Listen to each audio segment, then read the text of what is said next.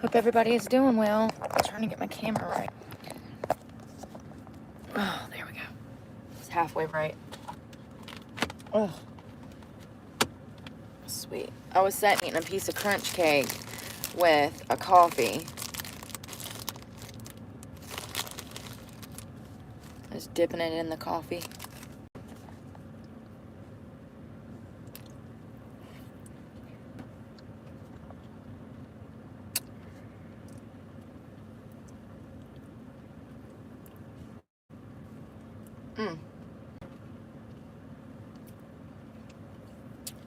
Got stuff running down my hand.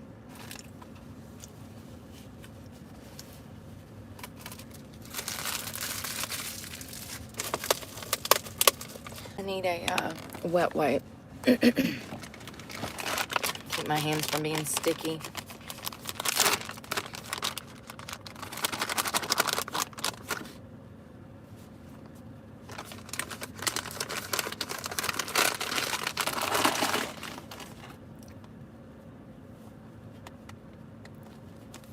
I don't know if those are good for your face, but we'll find out. We'll find out.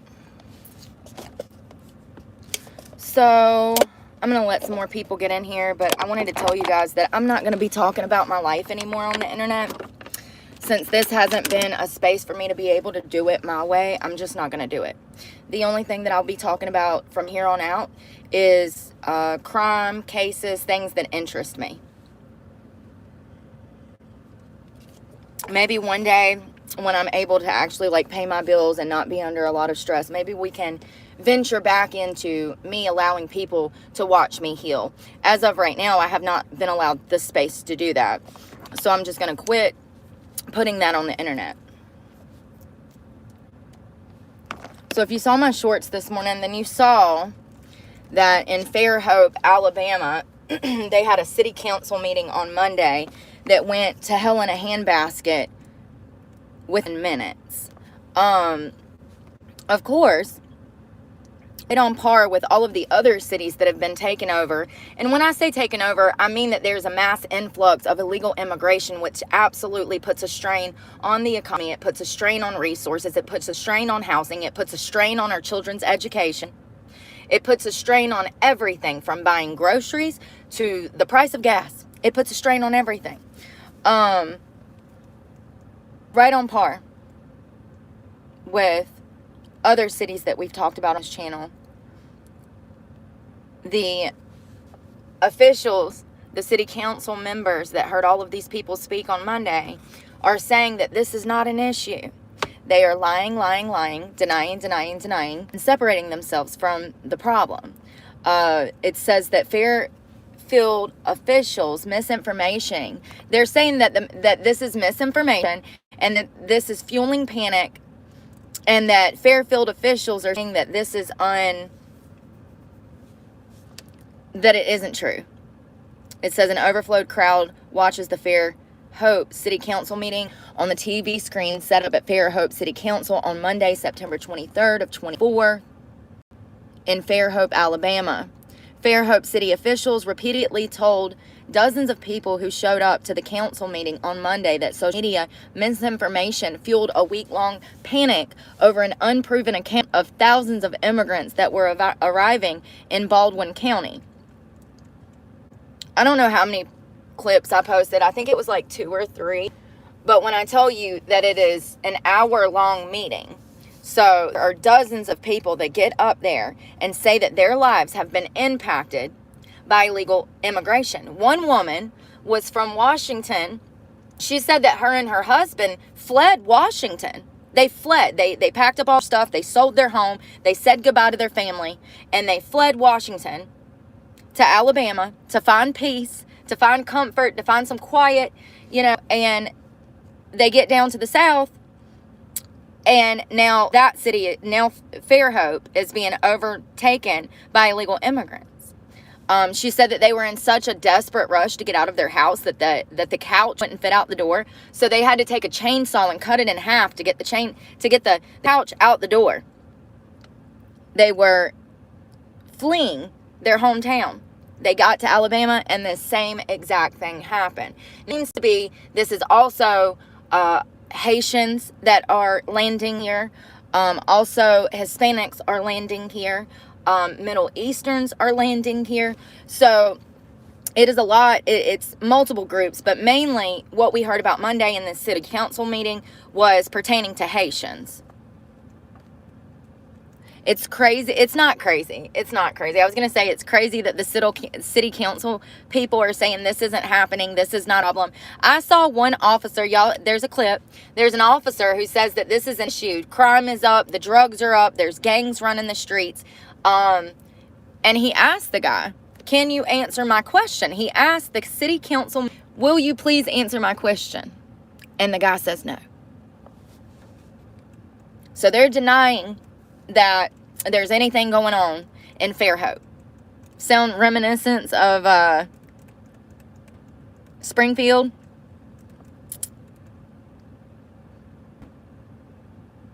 So this is what elected officials in Fairhope have said. Now, this was posted yesterday. Elected officials in recent days said that they have no evidence to support rumors that an influx of Haitian refugees or a large arrival of legal or undocumented immigrants were coming coastal Alabama as part of a federal resettlement program. Hold that thought. They just passed laws in Alabama this year, back in April. Hold on one second. I gotta find it. I got like 50. Alabama House bill would allow local law enforcement to enforce federal immigration laws. So this was in April. This was April 3rd of 24. The bill was signed on April 4th. It passed. So why are they not being arrested for being here illegally? Great question. I don't have an answer. I don't have an answer. I mean, obviously, the Biden administration has made it. Well, let me read you this. I'll explain why. So it says Alabama passed a law that allows law enforcement to arrest individuals suspected of being illegal aliens, and they're supposed to arrest them and transport them to a detention facility. Now, I don't know where their ICE holding facility is in Alabama, but typically there's only a few of them scattered throughout the state. Not every jail can take illegal immigrants. Not every jail is set up for that. For instance, in North Carolina, there's a jail in Alamance County. That jail was specifically built to house the inmates of Alamance County and also illegal immigrants. ICE has an agreement with that jail to hold immigrants, and not every jail is set up to take ICE holds or detainers on illegal immigrants. I just want to be clear about that. So there is a bill. It says, however, the U.S. Supreme Court has ruled that the federal government has the exclusive power to regulate immigration. State or local laws that attempt to regulate immigration are considered unconstitutional. So on a state level, Alabama has passed a bill to arrest illegal immigrants, but the Supreme Court has said, you can't do that. We'll handle that. We got you. Him to be going. How does that? I mean, it's absolutely mind-blowing. It's absolutely mind-blowing that this has been allowed to happen, and it's the Biden administration. You best believe that there are people moving in the shadows to make sure that you have illegal immigrants coming to a city near you soon, if she continues to be in office. They are ruining this country, and it's not the immigrants themselves that are the issue. Hold that thought, though. Is it or is it not? We're going to switch over to New York in a minute. Not all of them are bad, but a lot of them are causing problems. And when you are already financially can't support yourself, you can't pay rent, gas is high, food is high, and then you have people moving from other countries and they jack your rent up. This is happening all over the country. Yeah, they are. They're jacking the rent up, and now you're displaced, and we're in a housing shortage. There's nowhere for you to go. You end up homeless. This is happening all over the country. So it's really sad. Fairport, Lord, y'all, these names, I get them so messed. Fairhope.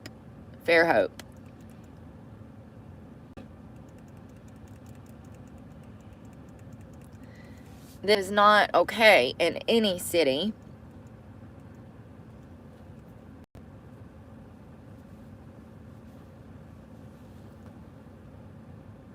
And here's another thing. Apparently there was a woman that dated on Monday that she had 2 children and a neighbor's daughter or something. All 3 of them was in a car accident with an illegal. Not only did he not have insurance, no tags, no license, but they did not take him to jail. And get this, she had to pay out of pocket for all of the damage that was done to her car because they had no insurance. Here are people that I'm sure would give the media or whoever proof of this. Do they ask? No, because they don't want the truth to come out. It says we don't make federal law or federal, but we continue to work with the federal delitigation, the state delegate, and the county to ensure that we are all working together, and whatever comes out way we can handle it. This is from one of the head city council member. I sympathize with what they're saying, but we have not been notified the federal government is sending anyone here. It's not like they're putting them on a bus, though. They're just going there themselves. When they're cut loose, they're going there themselves. These city council people, y'all, we got to do better on a state level because these people don't deserve to be in their position at all. They're making hundreds of thousands a year. They don't care. I mean, what's a city council person make? $100,000, I would think. What does the typical city councilman make per year? $133,000. Do you think they care? I don't care. Now imagine all the money they're scheming and scamming on the side. If they're dirty and they don't care about you and your family, that tells you all you know about their character, baby. It is literally their job to take care of their community. So apparently Lake and Raleigh, y'all remember the woman that was killed by an illegal immigrant? I think it was the beginning of the year, maybe last year. Remember, apparently Alabama is working to pass a bill. It is called the Lake and Raleigh Act. The bill pre-filed for the 2025 legislative session would allow local police to arrest people based on their immigration status. You know, I'm so sick of Google. The way that was worded was so stupid. It says the bill for the 25 legislative session would allow local police to arrest people based on their immigration status. No, we would arrest people that are breaking the law.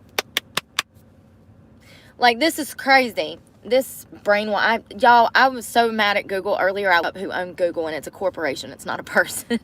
It's actually 2 people, but it's a corporation. I was like, let me see if I can email these sons of...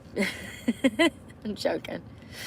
So they're trying to pass a bill in 2025 so that they can help themselves by being able to arrest some of these people that are committing crimes. So these people are coming, and they're committing, not all, but a lot, are committing crimes. They have no respect for the community that they're in. They're putting a strain on resources and the city. And then when they commit a crime, the cop says, don't do that again. And they let them go. This woman was injured with her children in a car accident. Think about the magnitude of this. I can promise you right now, if I hit anybody on the road and I don't have a license, no insurance, they're going to tow my car with everything in it. And my license is going to be torn apart because I don't have my vehicle. But you see what I'm saying? I'm going to jail. And it says that the Supreme Court has ruled that the federal government has the exclusive power to regulate immigration. State or local laws that attempt to regulate immigration are considered unconstitutional. So I want to talk about, I don't know how this got by me. It's not fair what's happening in Alabama. And I'm praying for you guys. 100%. It's not fair, and I'm so proud of the people that were brave, that stepped up and wanted to speak Monday at the city council member meeting. It's because of people like that we even have an ounce of information of what's really going on, because the media lies to us, city councilmen lie to us, governor, mayor, they're all liars. Lie, lie, lie, deny, deny, deny. This is out of New York, and I don't know how this slipped by me, but when I saw this, I had to go find the original report. So it says migrants flooding New York City's justice system, making up 75% of arrests in Midtown.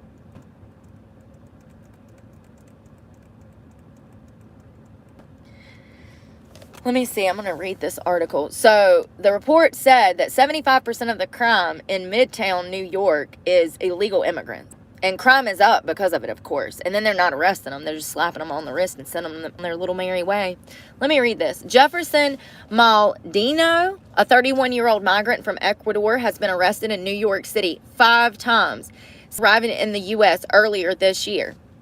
This was written September 2nd. His latest bust was for a pair of pants and a beer from the Target near Herald Square. Asked why he committed the crime, the migrant theft said, "I wanted to change my clothes and think. I wanted to sit down and think life about what to do.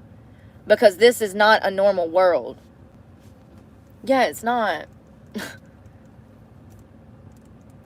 We're going to talk about, in a minute, the numbers on how many people come in here are educated, because I find that very interesting. He's just one of 5 migrants in Manhattan courtroom for an arraignment this past week. Last week. Yeah, one night last week. Across New York, recently arrived migrants are flooding the criminal system at far higher rates than public officials have acknowledged. And they're saying at far higher rates than the public officials. So once again, It says that 75% of the people they've been arresting in Manhattan in recent months for crimes like assault, robbery, domestic violence are all migrants. In parts of Queens, the figure is more than 60%. Any given day, Big Apple criminal court dockets are packed with asylum seekers who have run a foof of the law. They're on the run. Escape. What movie was that? Finding Dory. Love that movie. I am Dory. For real. I forget everything.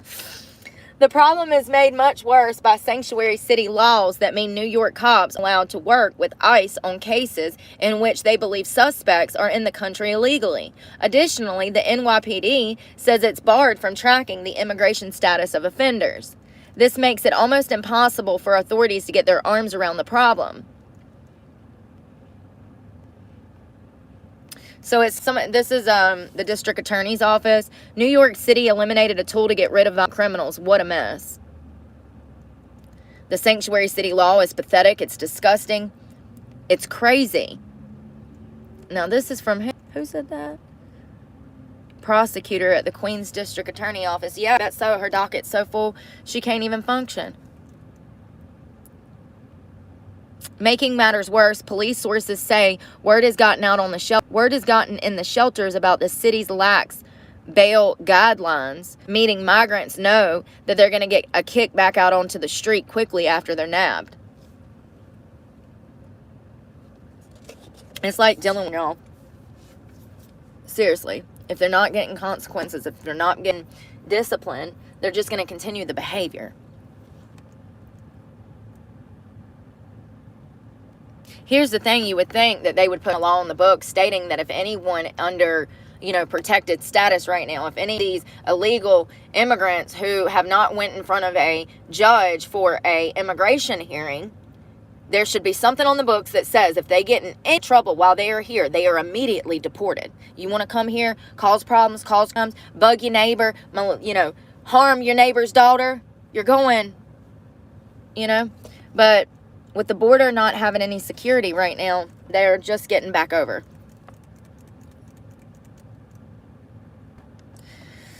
The mayor's office is denying that. Shut up, Brooke. The mayor's office said that they're working with the city in Midtown to improve a coalition to better the police in the neighborhood. Weren't the cops defunded in New York at one point? I could be wrong. That might have just been Minneapolis, but get this. Police officers are prohibited from asking about the immigration status of crime victims, witnesses, or suspects, and therefore the NYPD does not track data pertaining to immigration statuses.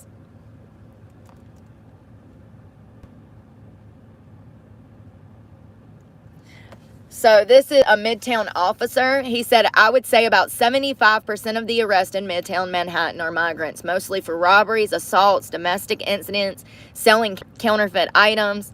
He said the figure is an estimate because you can only be 100% sure they're migrants unless you arrest them in a shelter or they're dumb enough to give you a shelter address. Another Manhattan cop said that including petting larcenies and drugstores, the number of local arrests involving migrants is easily 75%.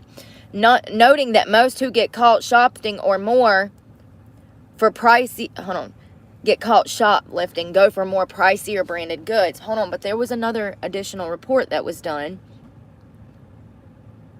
They can't be bothered with lower end stores. They like Lululemon and the Sunglass Hut. There's a lot of pocket picking, he says, that is going on. So, I might have been wrong. I did read a report, though, and we'll go find that next. So, it says, look at this. This cop is trying to stop this guy on a moped. Talk about having a bad day at work. Were you drugged behind a moped today? Okay. When you were, then... So, the same officer, this is a... same officer, he says there are days we have so many migrant cases we have to call in for Spanish interpreters. Come on Mondays. So this is a court officer of the court talking about how busy the docket is. He tells the news anchor, he said, come on Mondays. Almost every case on a Monday is migrant going before the judge. These are people that have committed crimes and they're in front of a judge.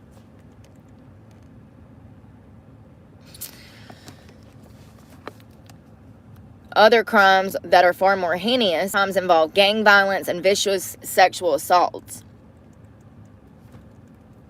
Venezuelan illegal immigrant, Yerlex Daniel Guzman Quinero was arraigned in Queens criminal court on August 28, accused of deplorable acts of sexual abuse against his girlfriend in which he viciously choked her and held a knife to her head.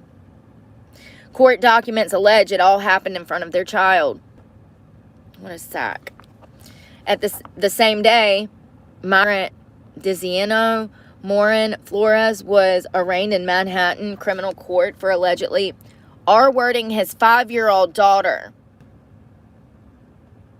He was held on a $150,000 bond. At least they locked him up, right? Unbelievable. Meanwhile, the TDA, the vicious Venezuelan prison gang, weakening arm. Why are they?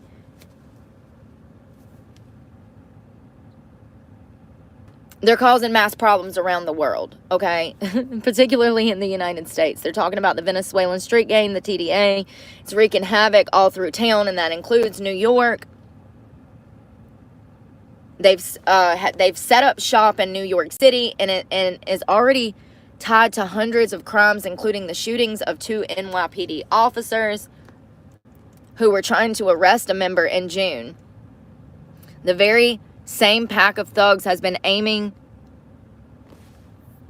to arm up to facilitate further terrorizing of the city, smuggling guns into the city-run shelters in food delivery bags to evade metal detectors. So they're bringing guns into the shelters.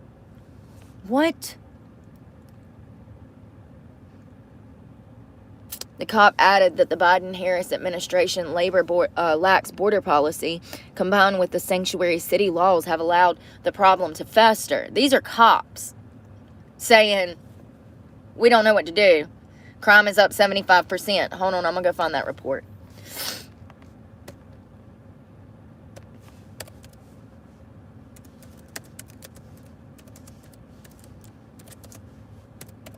This is crazy.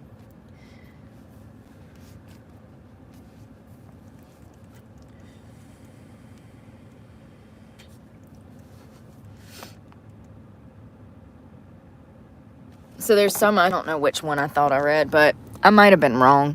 I thought that there was a report, and I thought it was this one right here. But if that's just a cop saying that, I mean, I believe him. I'm not saying. But who is saying this? Who's the source? Is it just the cops? I thought we had an actual, study. I thought someone sit down and went over a bunch of cases and 2 and 2 together, because that would not be hard to do. To get a number on the statistics of this would not be hard to do at all. Go back the past 3-4 years and look at the demographics of the people committing crimes, who's going to jail, who's getting sentenced to prison. You know, it's not hard to do. So it looks like that these are the cops that revealed stuff, because I'm not finding.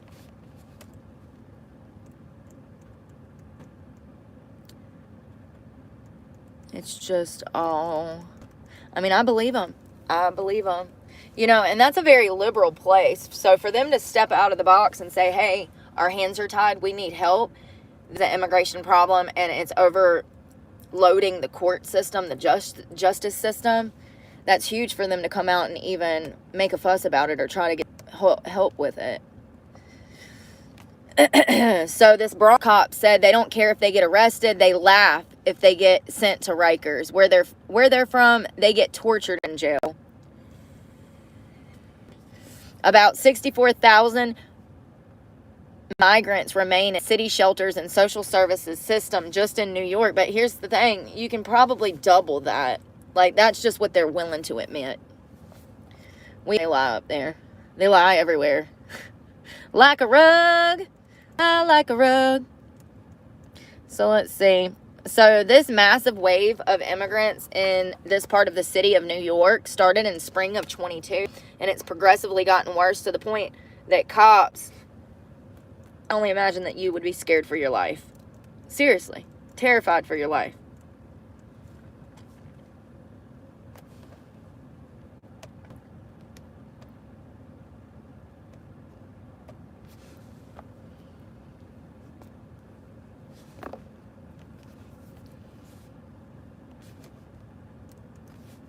Trying to go to these.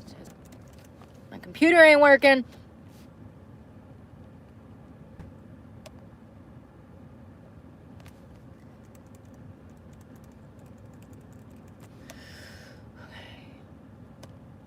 So New York City in, sorry, let me think for a second.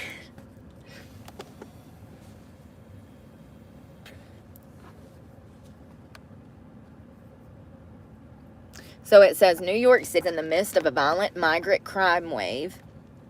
Illegal aliens account for up to 75% of the arrests in Midtown alone. So this is for the Fair. I did find a report. I just couldn't find it in my tabs. I got like 50 open. It's from the Fair Immigration for American Immigration Reform. And it also has like illegal boarding crossings. Like every day it'll have a number up there. You can see how many people have just crossed today. It says illegal aliens account for up to 75% of the arrests in Midtown alone, many for violent crimes like assault, domestic violence. Figure sheds light on the real consequences of reckless, open border policies in sanctuary cities. Across New York City, illegal aliens are overwhelming the justice system under the Biden-Harris administration. The city has experienced an unprecedented surge of migrants. The Post report asserts that on any given day, court dockets are filled with cases of illegal aliens accused of crimes, cases that could have been avoided if this administration had maintained control over our borders. In Queens, it's no better. With more than 60% of violent crimes arrests linked to illegal aliens, the situation has reached a point where officers have to call in extra Spanish, we read that, adding yet another fiasco burden on already stretched taxpayers. Think about those 60, if that number is real, think about those 60,000 immigrants that are in a shelter right now. That 60,000 Americans would have a spot to sleep that are homeless, going through drug addiction, going through mental health situations, are veterans. Those are American beds. These shocking statistics directly refute the open borders narrative, which claims that illegal aliens don't commit crimes at a higher rate than American citizens. In reality, as this report demonstrates, illegal aliens in New York City are disproportionately responsible for the violent crime. A closer look at the situation is even more alarming. In just 2 weeks, 3 illegal aliens were arrested for crimes.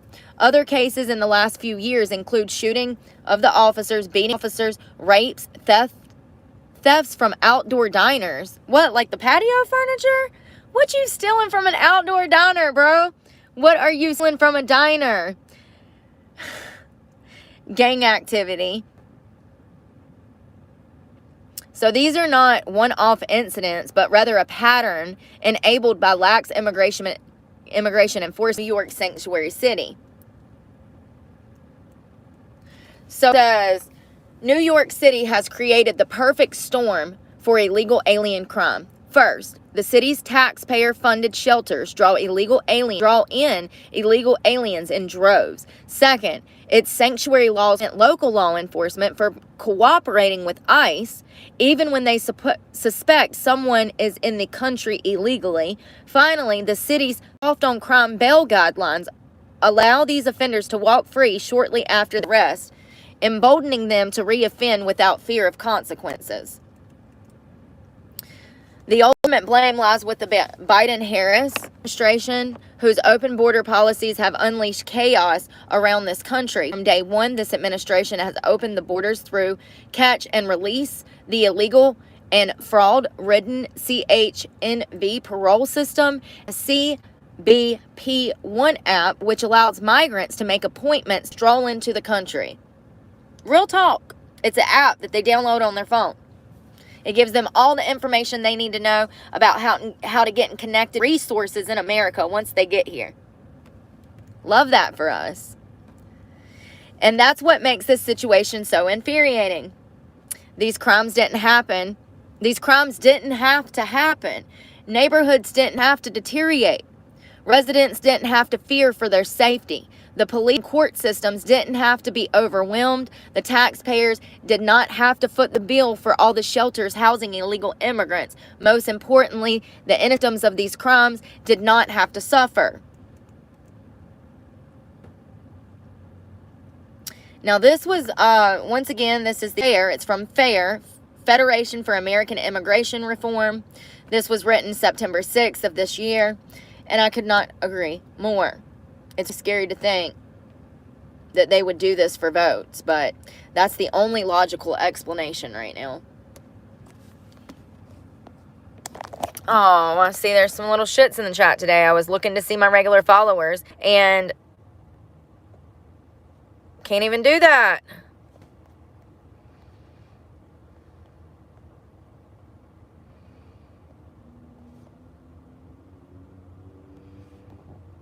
Trump. Yes, Vision. Trump. Don't worry about it, Zachary. This is the type of people I deal with every day. I eat little people like that for breakfast. They don't like themselves. It has nothing to do with me. Has nothing to do. And you notice it's all children. And this,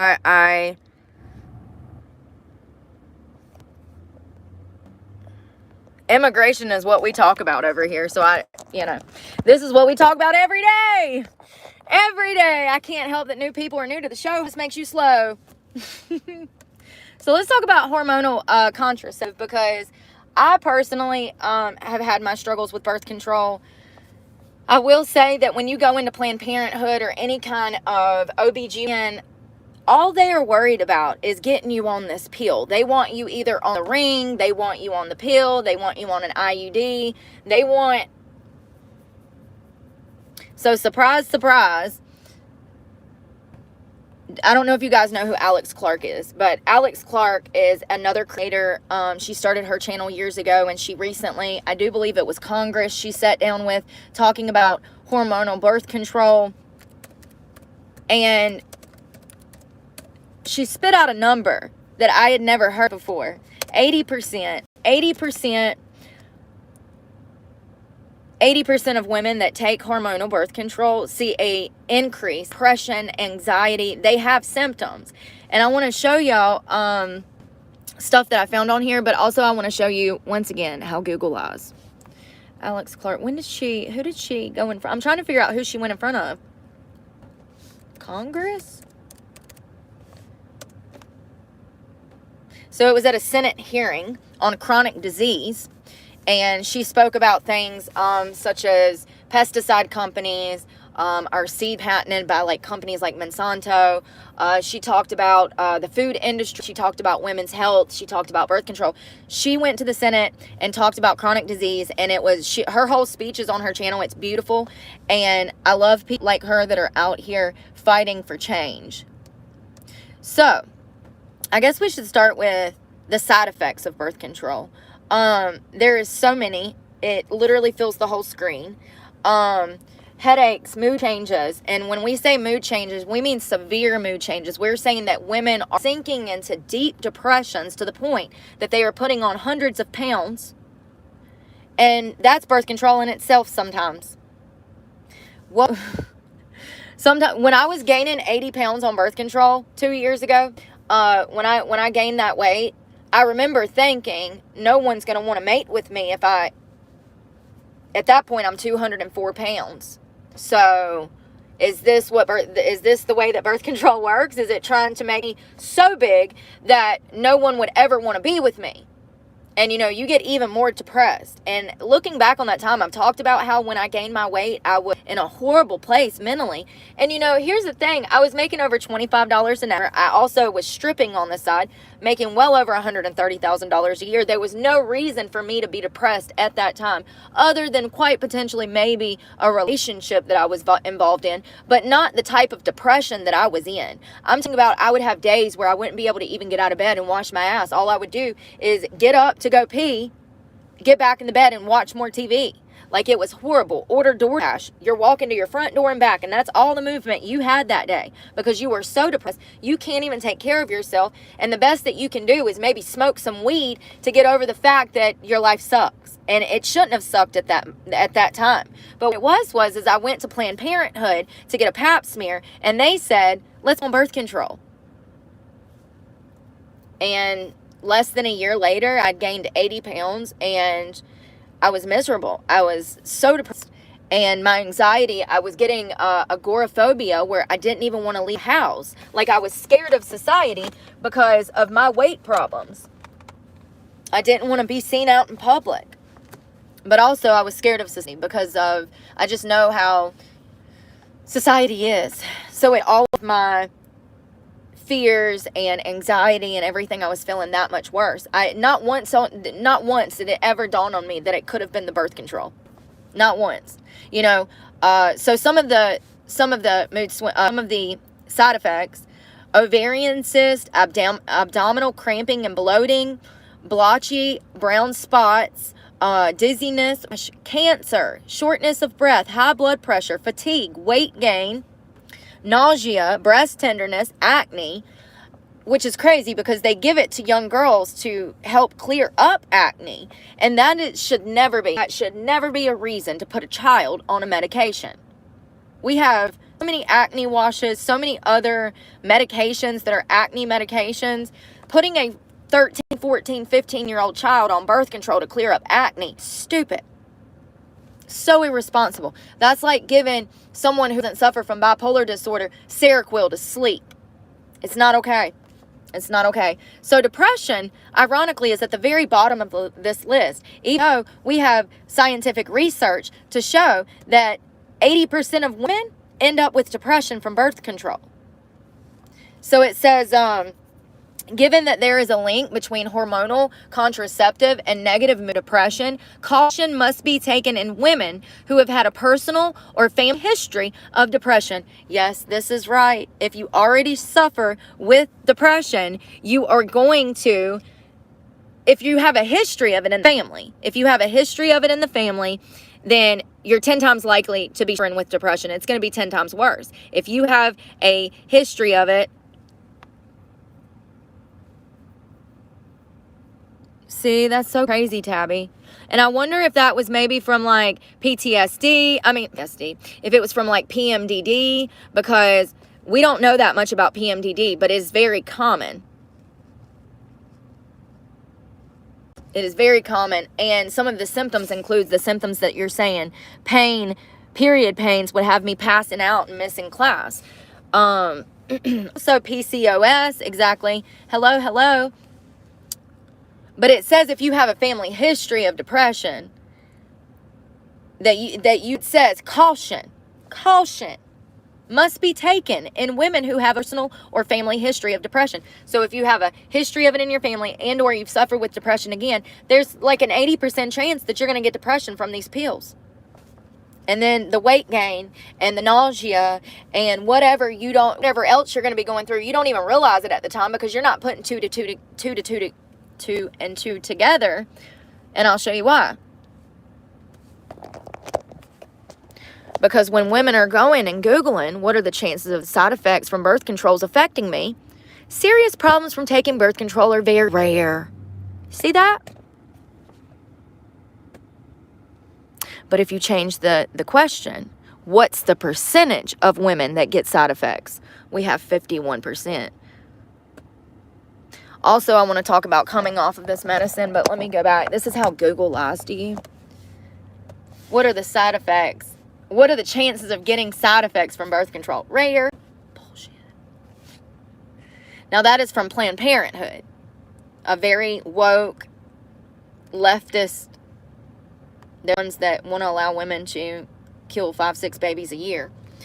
They're very woke, bought and paid for. Planned Parenthood, in my opinion, is a horrible place. I've dealt with them exclusively for the past 10 years. Anytime, that's where I go. And they treat you like crap. The last time I went for a pap smear, she said, why are you here? You don't even need this. 51% isn't exactly rare. That's my point. Aren't they crazy? Aren't they crazy? So we're going to go to and all of this information that I'm getting is from the National Institute of Health Medicine or the National Institute of Health. And also, what's the other one that I like? Oh, the National Institute of Medicine. So you have to word things the right way. Even try to get answers through Google. I don't use Google very much anymore. I prefer DuckDuckGo, but also that's how they're lying to women. And here's the thing. So also, birth control can cause hair thinning and hair loss when you attempt to come off of it. Now, will you lose the weight? Yes. If you want to come off of birth control, you can lose the weight. Matter of fact, you focus on your diet after you come off of the birth control, it'll just fall off of you. That's how I lost weight. The birth control put 80 pounds on me. When I got off the birth control, my hair thinned out, my face out for like 3 months. I felt like ass, but after that 3 months, I started to feel my hair is fine now, my hair is thick now. But a lot of women experience hair loss when they're trying to come off the hormonal birth control. Here's the thing, this medication is only supposed to be a temporary thing. You're only supposed to be on it for maybe a year or two. You know, somebody said that in the UK, they only... Hold on one second. How long are you supposed to be on birth control? Long-term effects. Let's see if there... See, more lies. There is no set limit to how long you can safely take birth control. That's bullshit. You know how I know? Because we have women out here who can't even get pregnant now because they've been on birth control since they were 13 years old. Now they're 33. They've been on this hormone for 20 years and they can't even conceive children. This is a huge problem. And it's been caused by the medical industry, in my opinion.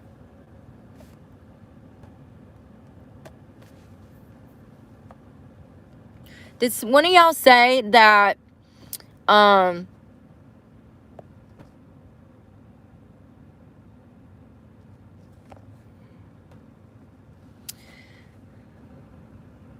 did one of y'all say y'all were from the UK? Where's the woman that commented earlier? Hey, Kat. I was just on DuckDuckGo yesterday.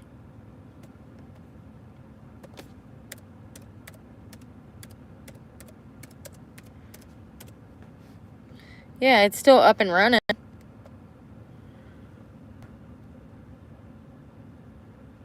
Yes, exactly, Wayne Clark. Side effects and serious issues are completely two different things. And I think all of these women that are not kids should absolutely sue the makers of this drug. Because these women are doing everything from IVF and everything else their doctor tells them. And nothing is working. And these women want to have children. And they've been sterilized.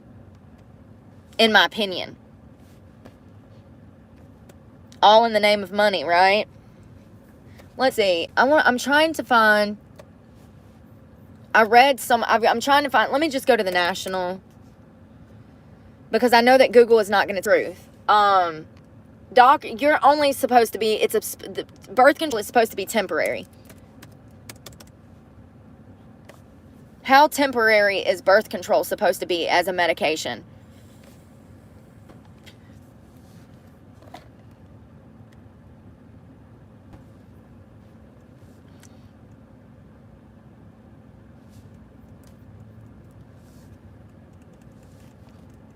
They're intended for decades use.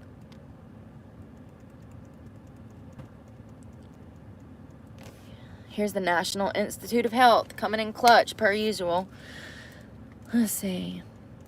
It says how the became a lifestyle drug. Since the 60s. Wow.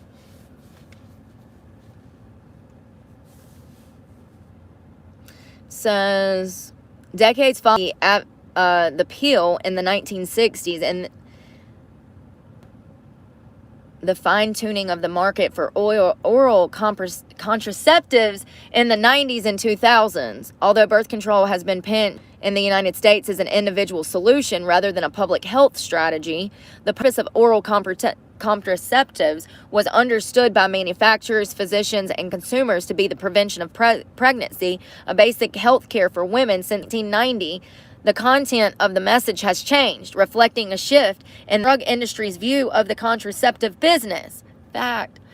Two factors contributed to bringing about this change. First, the industry's move away from research and development in birth control, and second, the growth of the class of medications known as lifestyle drugs. First of all, when you go in to get these medications, when you have these meetings with your gyno, it's so complicated. They don't explain anything to you. When you're wondering about which pill you should take, if you should do the ring that's inserted, if you should do the IUD, they don't explain it to you, and they definitely do not warn you that there are side effects that over 50% of women see, and 80% of women see depression from this medication. They're not going to tell you that. At the end of the day, they want to get you on it because that gets money rolling in through the pharmacy. The medical companies, the drug companies are making money off of it.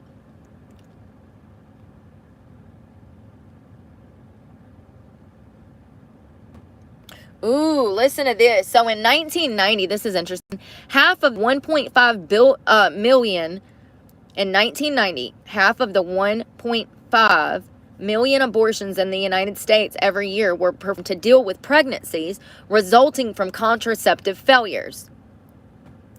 1 million adolescent girls get pregnant each year. Of women younger than 50 years, 20% had been with another 15% married to men who had vasectomies. These people chose to end their fertility rather than deal with the contraceptive alternatives, but up to 10% of the women regretted their decision after remarriage or death of a child.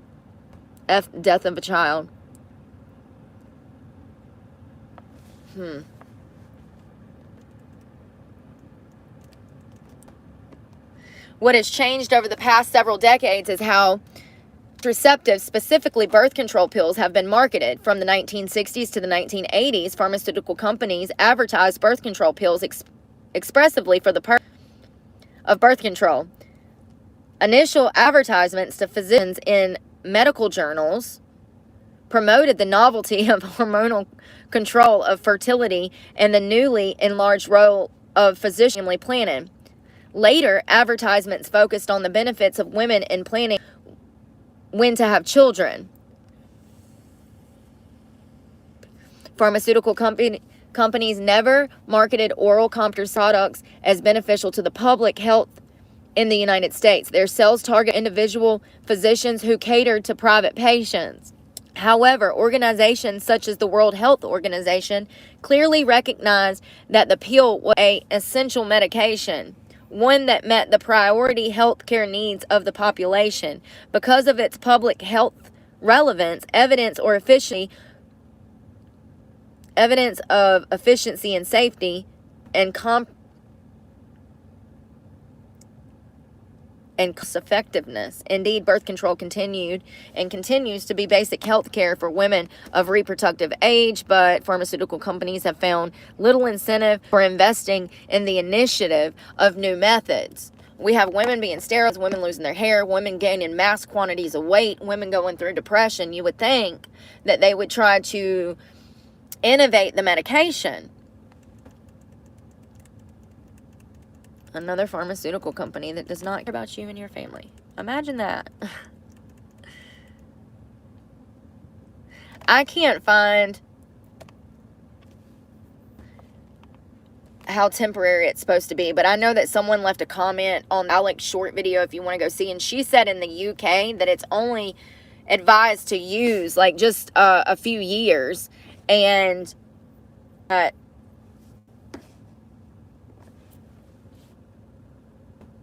long-term use, doctors have shown that it sterilizes women. Women are having huge issues trying to get pregnant, and it's come from the pill, allegedly.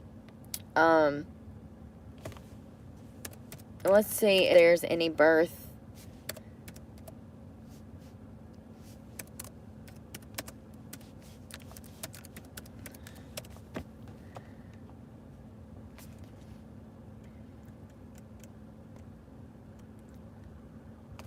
Yes, there looks to be multiple birth control lawsuits. So there are certain women that are fighting back. Y'all hear that? It's like that for 2 days. This morning when I woke up, my truck was a rockin', y'all. I was trying to see if there was women that were suing, and there is.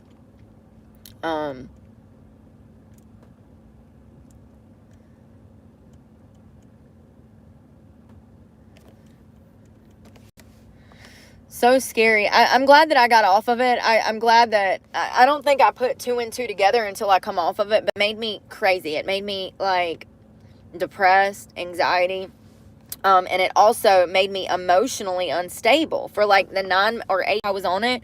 It made me so unstable, and I guess I wasn't even on it a full year. I gained that much weight. I was probably on it 8 or 9 months because I only got 3 scripts, and it was the patch. It was the birth control patch that you take off every week, and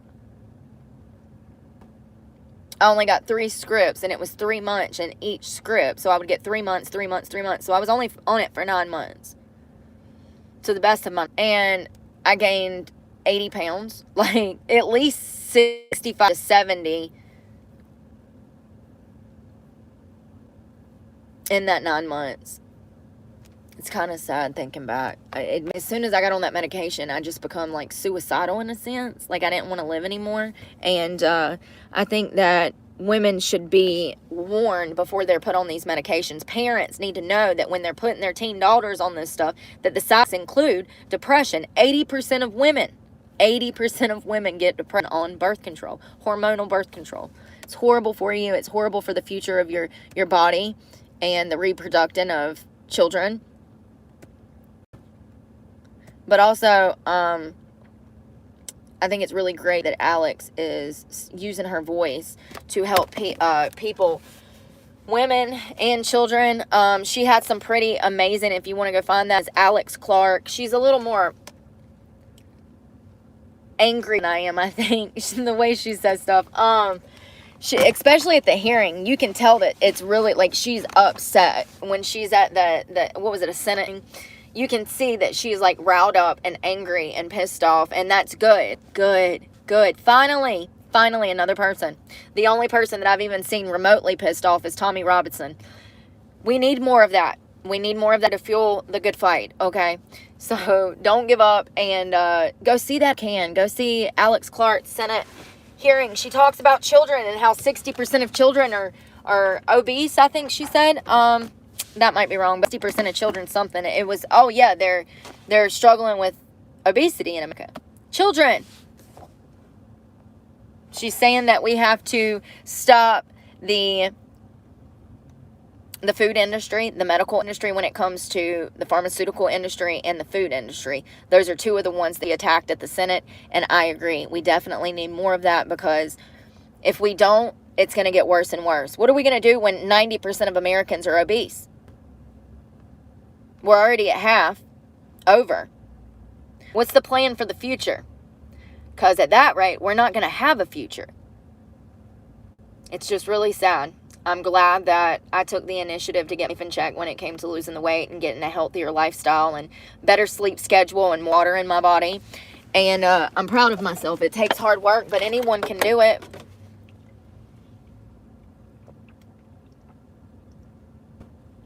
And speaking of which, that's where I'm headed now, to the gym. Gotta run in and use the bathroom real quick. And I hope you guys have a good afternoon.